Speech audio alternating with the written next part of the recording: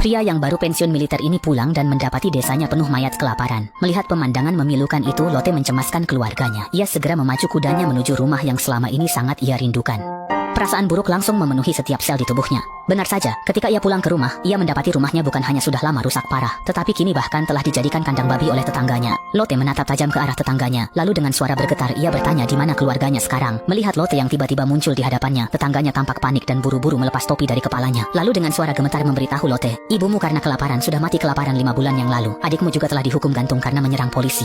Jawaban itu sangat menyakitkan bagi Lotte. Dengan duka dan amarah, ia turun dari kuda, menatap tetangganya, lalu melihat babi-babi di sana. Tetangganya segera menjelaskan ia cuma meminjam rumah untuk memelihara babi, lalu memberitahu lokasi istri Lotte. Lotte pun segera bergegas ke sana. Namun saat sampai di alamat itu, ia mendapati istri dan anaknya dikepung polisi pengadilan. Lotte langsung berlari mendekat untuk menanyakan apa yang terjadi. Polisi pengadilan mengabaikannya dan mengusirnya dengan tegas. Lotte pun hanya bisa berteriak memanggil istrinya dari luar. Begitu mendengar jawaban sang istri, ia nekat menerobos masuk mengabaikan petugas untuk mendekatinya. Namun ia segera dibekuk dan ditekan ke tanah oleh beberapa polisi hingga tak bisa bergerak lagi.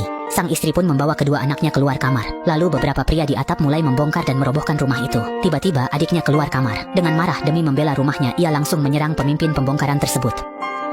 Lotte yang tak berdaya hanya bisa menyaksikan adik istrinya mati di depan matanya. Mendengar tangisan istrinya yang putus asa dan tak berdaya, Lotte pun tenggelam dalam keputusasaan yang mendalam. Tak lama kemudian Lotte ditangkap dan dipenjara oleh polisi pengadilan dengan tuduhan menghalangi pelaksanaan tugas.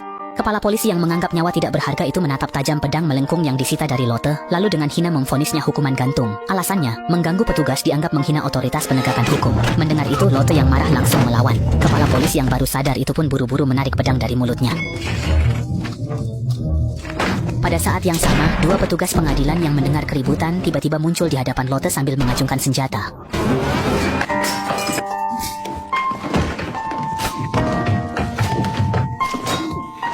Usai bertarung sengit melawan penjaga malam, veteran perang Lotte akhirnya berhasil membunuh mereka dan kabur dari kantor polisi.